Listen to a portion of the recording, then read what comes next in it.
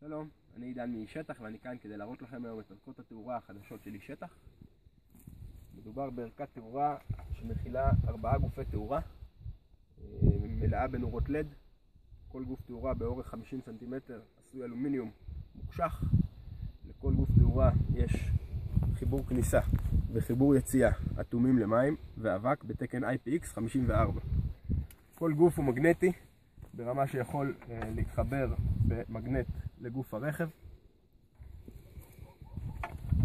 וכל ערכה מכילה כניסה, בעצם חיבור לשקע מצית הרכב ביחד עם כבל של 4 מטר אורך, ולמי ששקע המצת שלו לא עובד בזמן שהרכב כבוי, יש גם חיבור ישיר למצבר שהופך לשקע מצת. זה יכול להתחבר גם למצבר של קטנוע או כל סוללת 12 וולט או 24 וולט אחרת.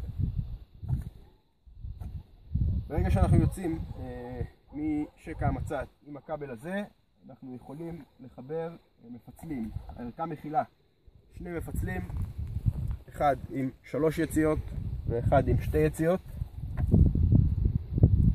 ובעצם מהם אנחנו יוצאים עם כבלים מעריכים. אנחנו מקבלים בערכה 4 כבלים מעריכים שאפשר לפצל מהם תאורה לכל אוהל במחנה, לסככת תאורה, למטבח או כל אזור התכנסות אחר שאנחנו צריכים בשטח.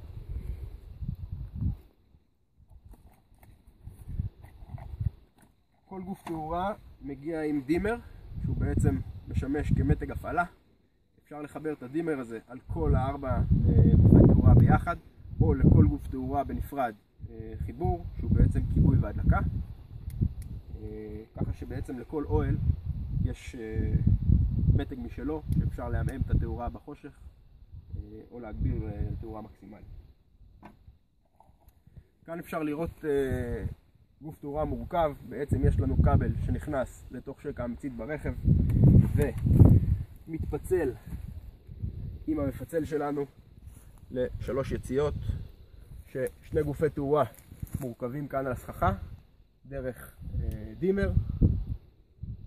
שימו לב שהדימר מפעיל את 2 גופי התאורה יחד, ובמקום אחר מהמפצל יוצא כבל מעריך שנכנס דרך הכניסה של האוהל לתוך גוף האוהל, ולראות אותו מחובר בתוך האוהל.